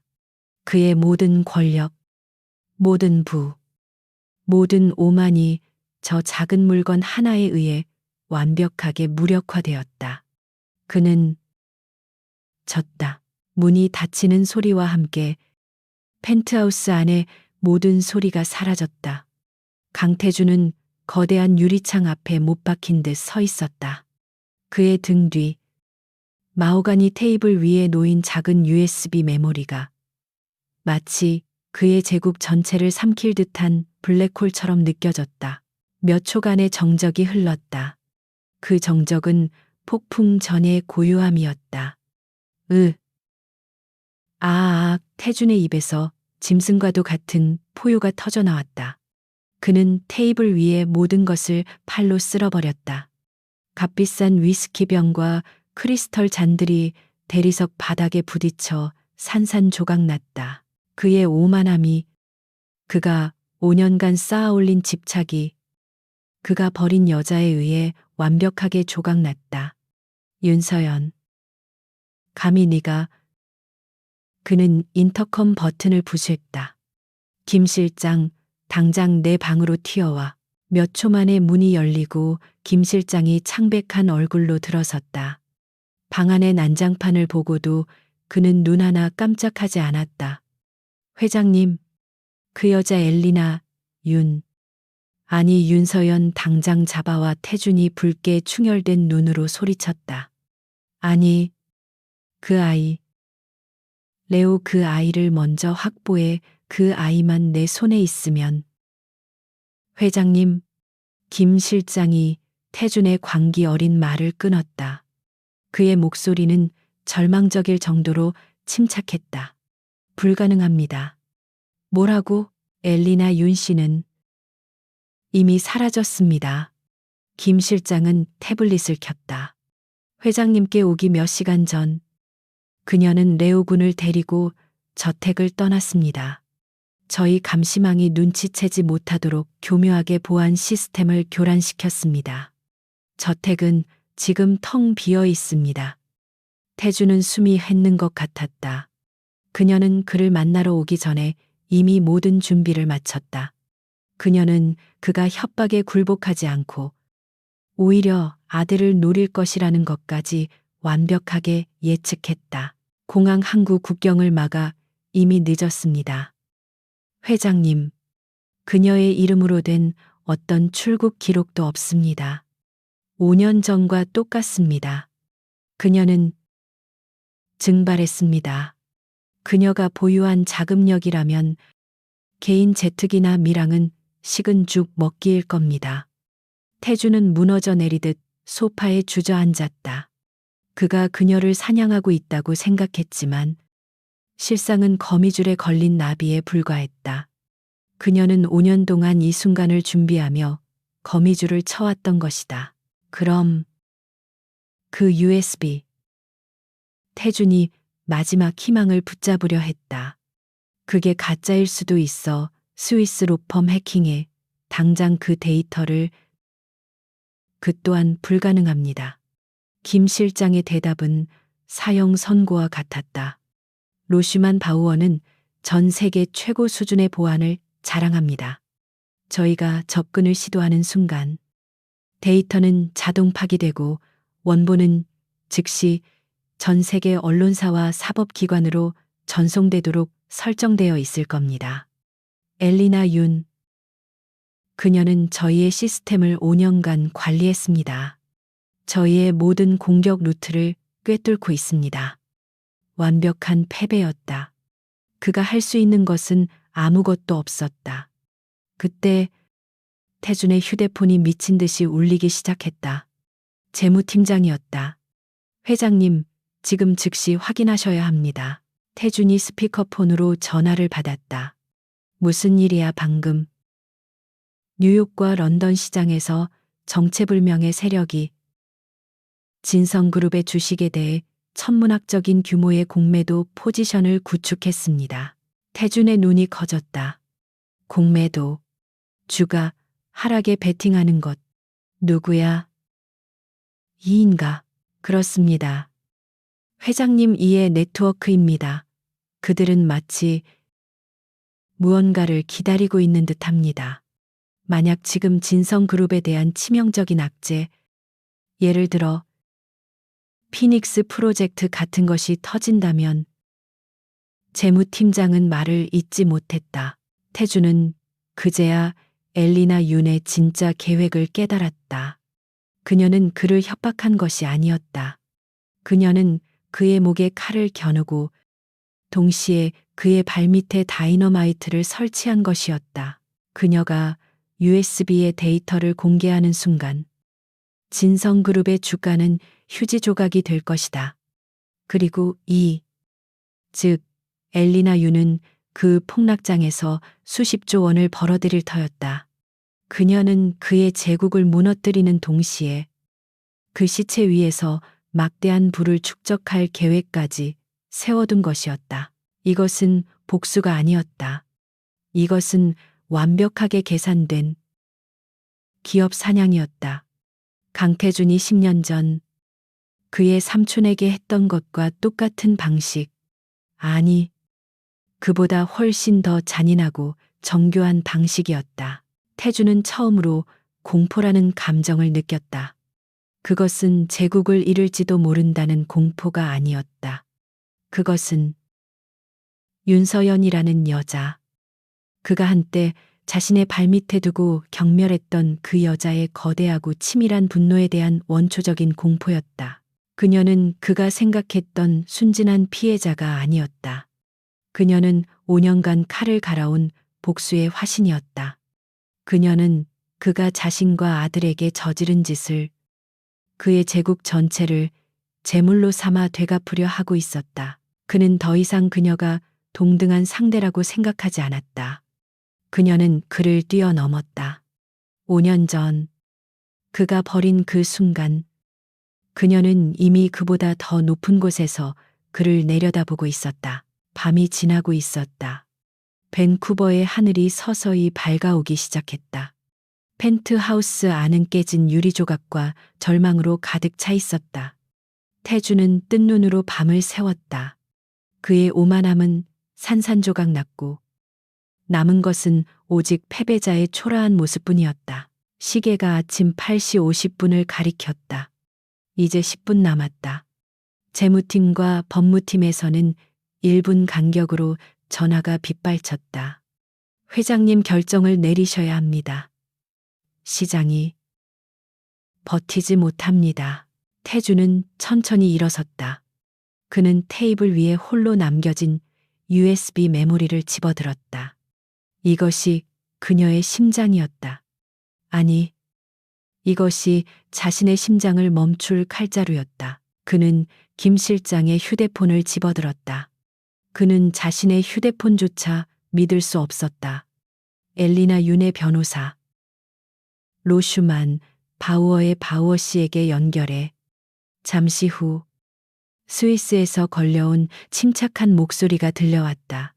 강태준 회장님이시군요. 9시 정각입니다. 결정은 하셨습니까? 태준은 눈을 감았다. 그의 5년간의 광기, 어린 집착이 끝나는 순간이었다. 그의 오만함이 완전히 무너져 내리는 순간이었다. 그는 자신의 목소리가 얼마나 초라하게 떨리고 있는지 깨달았다. 내가 졌소. 그가 말했다. 모든 요구 조건을 수용하겠소. 당장 공매도를 멈춰 주시오. 내가 졌소. 그 말이 강태준의 입에서 나오는 순간 5년간 그를 쓱 참해였던 지독한 광기의 열병이 거짓말처럼 식어내렸다. 전화기 너머 스위스 변호사의 목소리는 어떠한 감정의 동요도 없이 응답했다. 현명한 결정입니다. 회장님, 즉시 공매도 포지션 정리를 지시하겠습니다. 잠시 후 저희 측의 요구 조건이 담긴 공식 서한을 보안 채널로 보내드리겠습니다. 통화가 끊겼다. 태주는 휴대폰을 떨어뜨렸다. 쿵 하는 소리가 펜트하우스의 정막을 갈랐다. 그는 자신이 무너뜨린 테이블의 잔해 한가운데에 서 있었다. 그의 제국은 구했지만 그는 모든 것을 잃었다. 아니, 그는 애초에 아무것도 가진 것이 없었다. 그가 5년간 쫓았던 것은 실체가 아니었다. 그것은 자신의 오만함이 만들어낸 유령이었고 그 유령은 방금 그의 심장을 꿰뚫고 사라졌다. 김 실장이 조용히 다가왔다. 회장님, 뉴욕시장. 이의 매도 포지션이 청산되기 시작했습니다. 주가가 안정되고 있습니다. 구원이었지만 승리는 아니었다. 그것은 자비에 가까운 처분이었다. 태주는 텅 빈 눈으로 김 실장을 바라보았다. 그녀는 처음부터 날 파멸시킬 생각이었어. 안 그런가? 김 실장은 감히 대답하지 못했다. 아니, 그녀는 날 파멸시킬 수 있었지만 그러지 않았어. 태주는 비틀거리며 소파에 앉았다. 그게 더 끔찍하군. 그녀가 나에게 자비를 베푼 거야. 그는 깨달았다. 엘리나 유는 그가 10년 전 삼촌의 회사를 무너뜨렸던 것처럼 진성을 무너뜨릴 수 있었다. 그녀는 그렇게 하지 않았다. 그녀는 그의 제국에는 관심이 없었다. 그녀가 원했던 것은 오직 단 하나. 그를 그녀와 그녀의 아들 인생에서 완벽하게 삭제하는 것이었다. 그리고 그녀는 그 목적을 위해 그가 가장 두려워하는 방식으로 그를 굴복시켰다. 잠시 후 태준의 개인 단말기에 보안 파일 하나가 도착했다. 로슈만 바우어로부터 온 것이었다. 그가 파일을 열었을 때 그 내용은 그의 마지막 남은 자존심까지도 산산조각 냈다. 그것은 항복 문서였다. 요구 조건은 간결하고 잔인할 정도로 명확했다. 첫째, 강태준은 레오윤 한국명 윤민준에 대한 모든 친부로서의 권리를 영구히 그리고 취소 불가능하게 포기한다. 그는 아이의 법적 아버지가 아니며 미래에도 어떠한 권리도 주장할 수 없다. 둘째, 강태준 본인 및 진성그룹의 모든 임직원은 엘리나 윤 및 레오 윤의 반경 1km 이내로 접근하는 것을 금지한다. 직접적이든 간접적이든 어떠한 형태의 연락이나 감시도 시도할 수 없다. 셋째, 피닉스 프로젝트를 포함한 모든 원본 데이터는 로슈만 바우어가 에스크로, 이스크로 계좌처럼 보관한다. 만약 강태준이 위두 조항 중 하나라도 위반할 시 데이터는 즉시 전 세계 사법기관 및 언론에 공개된다. 이것은 영구적인 족쇄였다. 그리고 마지막 네 번째 조항. 태주는 그것을 보고 숨이 멎는 것 같았다. 정신적 피해 보상 및 과거 양육비. 그 액수는 진성그룹의 1년치 순이익에 육박하는 천문학적인 금액이었다. 그것은 돈이 아니었다. 그것은 5년 전 그가 그녀에게 던졌던 그 모욕적인 수표에 대한 완벽한 대답이었다. 그는 그녀의 인생과 그의 아이의 목숨값으로 수표 한 장을 던졌다. 그녀는 이제 그의 제국 전체를 담보로 그 굴욕을 되갚고 있었다. 회장님. 김 실장이 그 액수를 보고 경악했다. 이것은 회사를 지불해. 태준이 목소리가 갈라진 채 말했다. 당장 내 개인 자산과 유동 가능한 모든 자금을 동원해 1센트도 틀리지 말고 송금해. 그는 웃었다. 텅 빈 웃음이었다. 그녀는 돈이 필요한 게 아니야. 그녀는 내가 고통스러워하는 걸 보고 싶은 거지. 내가 5년 전 그녀에게 했던 것처럼 내 모든 것을 빼앗고 싶은 거야. 그는 엘리나 윤이 이 돈을 받아서 무엇을 할지 알 수 없었다. 하지만 그것은 중요하지 않았다. 중요한 것은 그가 이 돈을 지불해야만 한다는 사실이었다. 그것이 그의 패배를 공식적으로 인정하는 그의 서명과도 같은 행위였다. 일주일 후 강태준은 서울로 돌아왔다. 밴쿠버에서의 일은 극비에 붙여졌지만 진성그룹의 주가는 이유 모를 폭락 후 간신히 회복되었고 강태준 회장이 막대한 규모의 개인 자산을 현금화했다는 소문이 시장에 파다했다. 그의 집무실은 여전히 서울의 정점에 있었지만 모든 것이 변해 있었다. 그는 창밖을 내다보지 않았다. 그는 더 이상 서류에 집중하지 못했다. 그는 텅 빈 옥좌에 앉아 있는 유령일 뿐이었다. 그의 책상 위에는 그가 밴쿠버에서 서명한 서류의 사본이 놓여 있었다. 친권 포기 각서. 그는 자신의 아들, 한 번도 안아보지 못한 아들을 자신의 손으로 법적으로 지워버렸다. 그의 집착은 마침내 끝났다. 그러나 그 끝에는 구원이 아니라 영원히 치유될 수 없는 공허함만이 남아 있었다. 그는 왕국의 왕이었지만 그의 영혼은 이미 죽었다.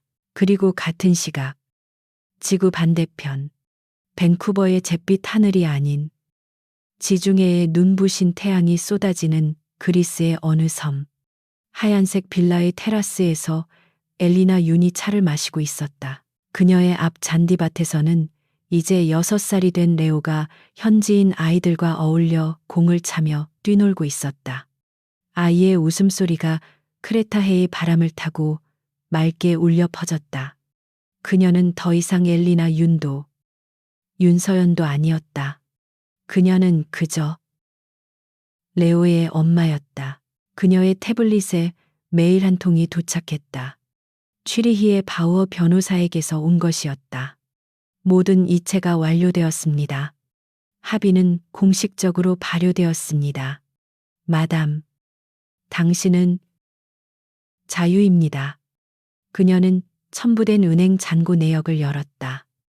0이 몇 개인지 셀 수도 없는 한 국가의 예산과도 맞먹는 천문학적인 액수. 강태준이 지불한 대가였다. 그녀는 잠시 그 숫자를 바라보았다. 그 돈은 그녀가 5년간 느꼈던 공포, 모욕감, 그리고 아들을 지키기 위해 발버둥 쳤던 시간의 무게였다. 그녀는 그 돈에 아무런 미련도 없었다. 그녀는 즉시 몇 개의 버튼을 눌렀다. 그녀는 그 막대한 금액 전액을 수십 개의 국제 자선단체로 나누어 기부했다. 전 세계의 미혼모 지원재단, 분쟁 지역 아동 구호 기금, 그리고 고아원 운영기금으로. 그것이 그녀의 진정한 승리였다. 강태준은 그녀를 돈으로 사려 했지만 그녀는 그의 돈을 받아 그가 결코 이해하지 못할 방식으로 세상을 위해 써버렸다. 그녀는 그의 더러운 돈으로부터도 완벽하게 자유로워졌다. 엄마 이리 와서 보세요. 무지개 떠요. 레오가 그녀를 향해 손짓했다. 엘리나는 태블릿을 덮었다. 과거는 이제 완전히 봉인되었다. 그녀는 아들을 향해 걸어갔다. 그녀의 발걸음은 가벼웠고 그녀의 얼굴에는 5년 만에 처음으로 진정한 평화가 깃들어 있었다. 그녀는 레오를 안아들었다. 지중해의 따뜻한 바람이 그들의 머리칼을 부드럽게 쓰다듬었다. 강태준은 그의 차가운 왕국에 홀로 갇혔지만 윤서연은 그녀의 아들과 함께 세상에서 가장 따뜻한 자유를 얻었다.